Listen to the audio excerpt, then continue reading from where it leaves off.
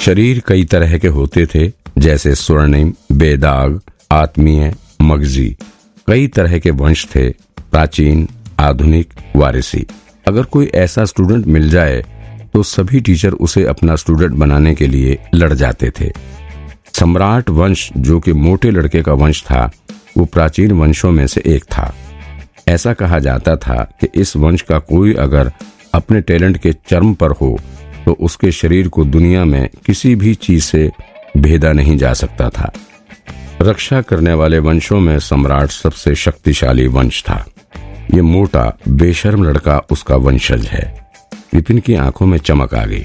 उसकी तकनीक साधारण थी, इसका मतलब उसकी पावर अभी उसे मिली नहीं थी। देखकर तो लगता है इसे भी अपने वंश के बारे में पता नहीं है। पावर ना मिलने के कारण ही बाकी टीचर उसके वंश को पहचान नहीं पाए थे। उसे खुद भी इस बारे में कुछ पता नहीं था और बिना पावर के वो बाकी बच्चों जैसा ही दिखता था। लेकिन उसे पता नहीं तो क्या हुआ, आखिर खून में ही टैलेंट है उसके खून में ही रक्षा करना था। इसलिए अपने वंश के बारे में ना जानते हुए भी उसने खंड कराटे ही चुना। मुझे इसे अपना स्टूडेंट बनाना ही चाहिए, विपिन ने सोच लिया था। इस स्कूल में कई दशकों से ऐसा कोई नहीं आया था। वो ऐसे वंश को हाथ से कैसे जाने देता। बढ़िया, मैं तुम्हें अपना स्टूडेंट बनाता हूँ। आओ, आकर मुझे अपना टीचर मानो। विपिन ने मुस्कुराते हुए उसे एक टोकन दिया। लड़के ने आज कई रिजेक्शन सहे थे। उसे विपिन की बात पर भरोसा नहीं हो रहा था। टीचर, आपने मुझे अपना स्टूडेंट मान लिया, सच में? उसने बिना एक पल गंवाए अपनी उंगली पर कट लगा खून की एक बूंद टोकन पर गिरा दी। लगता है टीचर भी अपने स्टैंडर्ड के हिसाब से ही स्टूडेंट्स चुनते हैं। अगर टीचर ही कचरा हो तो उसका स्टूडेंट भी कचरा ही होगा। कहीं से एक आवाज आई। मुड़कर देखा तो एक आदमी बड़ी ही शान से उसकी ओर चला आ रहा था। उसके साथ ही एक औरत भी थी। वो बहुत सुंदर थी। उसके काले घने बाल उसकी कमर जितने लंबे थे। उसका रंग गोरा था और उसकी आंखें किसी को भी आकर्षित कर सकती थीं। अभी, प्रशा। उन दोनों को देखते ही विपिन को उनके नाम याद आ गए। पूरे स्कूल में शायद ऐसा कोई ना हो जो प्रशा को ना जानता हो। वो कोई नामचीन घराने से तो नहीं थी, लेकिन वो स्कूल में सबसे सुंदर थी। न केवल वो सुंदर थी बल्कि बहुत अच्छी टीचर भी थी। स्कूल में आए उसे 1 साल ही हुआ था और वो इतने कम समय में काफी मशहूर हो गई थी। सभ्य, शांत, सुंदर और शातिर होने के कारण कई टीचर उसके आगे पीछे घूमते थे। सभी उसे पसंद करते थे। विपिन भी उनमें से एक था। लेकिन पुराने विपिन में कई कमियां थी। वो ना तो ध्यान लगा पाता था, ना टैलेंट को विकसित कर पाता था और सालाना एग्जाम का तो पूछो ही मत। सालाना एग्जाम के बाद से तो उसका आत्मविश्वास और गिर गया था। इसलिए उसने कभी अपने दिल की मलिका प्रशा से बात तक नहीं की थी। उसे डेट करने की तो वो केवल कल्पना ही कर सकता था। उस आदमी का नाम अभी था। वो स्कूल के ही एक श्रेष्ठ का पोता था। वो भी प्रशा को पसंद करता था और अपनी पहुंच से उसने दूसरे लोगों को प्रशा के पास आने से रोक रखा था। ना जाने उसे कहां से भनक लग गई थी कि विपिन भी प्रशा को पसंद करता था। इसलिए वो जहां विपिन को देखता वहीं उसकी बेइज्जती करना शुरू कर देता था। कभी कभी तो मार दहाड़ भी करता था। लेकिन प्रशा ने कभी अभी को बढ़ावा नहीं दिया।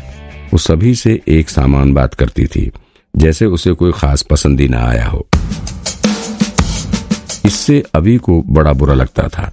उसका ताना सुन विपिन ने जरा भी बुरा नहीं माना और सहजता से बोला, तुम कचरा किसे कह रहे हो? अभी हंसते हुए बोला, सही का, कचरा भी तुम्हें कचरा बोलेगा। विपिन मुंह सिकोड़ कर बोला, ओह, तो कचरा मुझसे बात कर रहा है। मैं सोचूं ये बदबू कहां से आ रही है। स्कूल के सबसे बेकार टीचर को उसका मजाक मनाते देख अभी गुस्से से लाल हो गया और बोला, तुम? विपिन की बात सुन प्रशा को हंसी आ गई।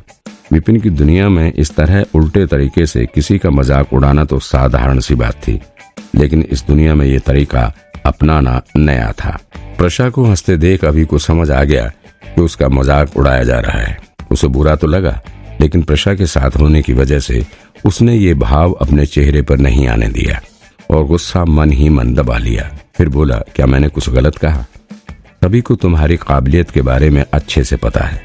ये मोटा मेरी क्लास में भी आया था। सांड की तरह मोटा है, लेकिन इसे पत्थर तोड़ने के अलावा कुछ नहीं आता।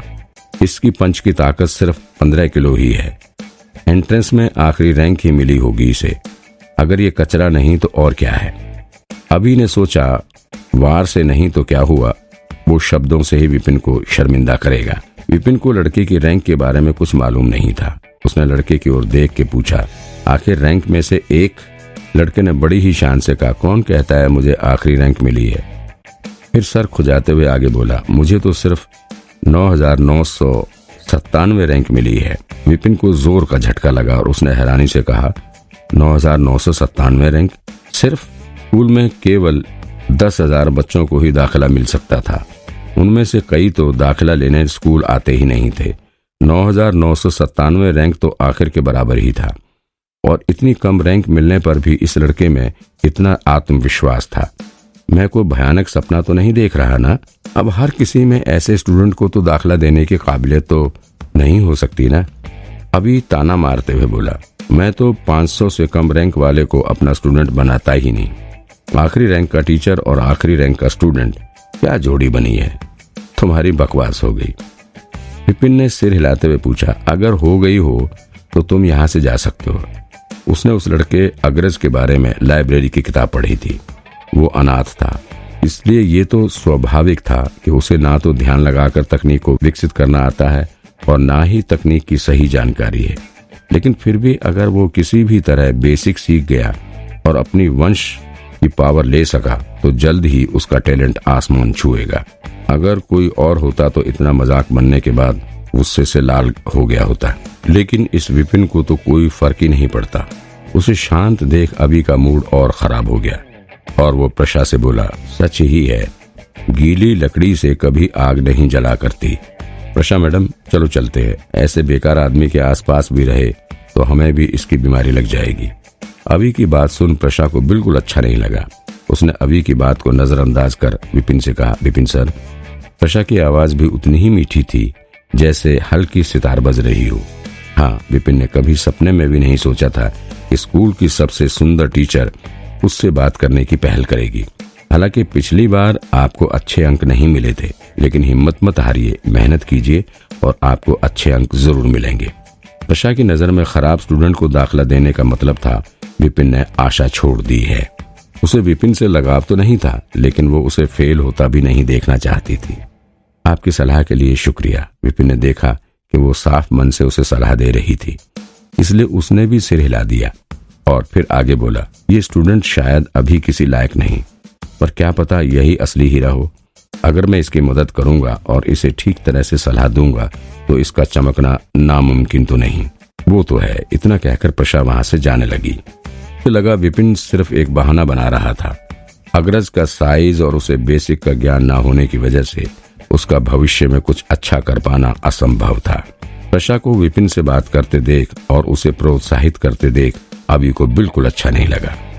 वो थोड़ी देर विपिन को घूरने के बाद प्रशा से बोला, प्रशा मैडम, आपको इसके जैसे लोगों से दूर ही रहना चाहिए, नहीं तो आपके मान सम्मान पर दाग लग जाएगा। अभी सर, मैं अभी थोड़ा थकी हुई हूँ, बेहतर यही होगा कि आप मेरे पीछे ना आए। अभी की बात काट कर प्रशा इतना बोलकर वहां से चल दी। अरे नहीं नहीं विपिन, तुम देखना, मैं इसका बदला तुमसे जरूर लूंगा। अभी प्रशा को जाते हुए देखता रहा और फिर अचानक से मुड़कर अपना सारा गुस्सा विपिन पर निकाल दिया। उसकी राय में तो अगर विपिन बीच में ना आया होता तो प्रशा आज उसी के साथ खाना खाती। वो ऐसे कैसे उसे यहाँ छोड़कर जा सकती है। उन दोनों के जाने के बाद उसने लड़के को कहा, अब तुमने मुझे अपना टीचर मान ही लिया है तो तुम्हें पता होना चाहिए कि क्लास कहाँ है। हाँ कहकर लड़का मुस्कुराया और बोला, टीचर, मैं आपका स्टूडेंट हूँ, क्या आप अपना नाम नहीं बताएंगे? उसकी बात सुन विपिन ने सिर पकड़ लिया। उफ, ये लड़का जो भी टीचर मिला उसे ही अपना टीचर बना लिया, उसका नाम जानने की कोशिश भी नहीं की। मेरा नाम विपिन है, विपिन बोला। विपिन सर? वही जिन्हें सालाना एग्जाम में आखिरी रैंक मिली थी और 0 नंबर। उसी पर लड़के को ये समझ आ गया कि उसने किसे अपना टीचर बना लिया है और फिर उसका चेहरा ऐसा बन गया मानो अभी रो देगा, सिर्फ आंसुओं की कमी थी। मैं वही विपिन हूँ, विपिन ने कहा। ओह अच्छा सर। लड़का सिर खुजाते हुए बोला, क्योंकि मैं बेवकूफ हूँ और कमजोर भी हूँ और मोटा तो हूँ ही, तो क्यों ना आप मुझे अपनी क्लास से निकाल दें। विपिन बहुत चक्का सा रह गया। लड़का आगे बोला, टीचर मैं सच बोल रहा हूँ, 1 मिनट पहले वो दोनों टीचर भी यही कह रहे थे। अगर आप मुझे अपनी क्लास से नहीं निकालेंगे तो मेरे खराब अंक की वजह से आपके अंक भी बिगड़ जाएंगे। मुझे उससे कोई फर्क नहीं पड़ता। और अब क्योंकि सारी प्रक्रिया पूरी हो गई है तो मुझे बस एक ही बात कहनी है। विपिन ने हाथ हिलाते हुए कहा, तुम जियोगे भी मेरे स्टूडेंट बनकर और मरोगे भी मेरे स्टूडेंट बनकर। फालतू बकवास करना बंद करो। लड़का रोना शुरू हो गया। क्योंकि विपिन कमजोर था इसलिए वो चाहता था कि उसे अच्छे स्टूडेंट मिले, लेकिन उसे क्या पता था कि अनजाने में उसे उसके जैसा ही स्टूडेंट मिल जाएगा। मेरी जिंदगी इतनी मुश्किल क्यों है? कोई बात नहीं, ये मेरी क्लास है। अब जाओ अपना बिस्तर ले लो और कल टाइम से पहुंच जाना। विपिन ने जल्दी से उसे भेजना चाहा। क्लास का साइज देखकर लड़का फिर रोने लगा। ये क्लास जहां पर एंट्रेंस देने गया था वो जगह भी इस क्लास से बड़ी थी। इसमें तो बहुत कम स्टूडेंट्स आ सकेंगे। लड़का अभी भी सपना देख रहा था। टीचर, अगर मैं कल ना आऊं तो क्या आप मुझे निकाल देंगे? निकाल दूं? बिल्कुल नहीं। हाँ, लेकिन मैं तुम्हें उसी झील में फेंक दूंगा जिसमें तुम छलांग लगाने वाले थे, ताकि कछुओं को खाना मिल सके। विपिन बड़ी ही गंभीरता से बोला, मैंने कहा था ना तुम्हें, तुम जियोगे भी मेरे स्टूडेंट बनकर और मरोगे भी मेरे स्टूडेंट बनकर ही। चिंता मत करो, मैं टीचर होने की जिम्मेदारी अच्छे से निभाऊंगा और तुम्हारा अंतिम संस्कार भी करूंगा। लड़के को होश ठिकाने आ गए। टीचर, इतना कहकर उसने ठान लिया और फिर बोला, कल क्लास कितने बजे है? मैं पहले ही आकर क्लास की सफाई करूंगा। आपसे मिलना तो मेरी खुशकिस्मती है। भविष्य में अगर कोई और मेरा टीचर बनना भी चाहेगा तो भी मैं उसे मना कर दूंगा। विपिन को लगा था कि वो खुद कितना बेशर्म है, लेकिन उसे क्या पता था कि उसका स्टूडेंट उससे भी ज्यादा बेशर्म निकलेगा।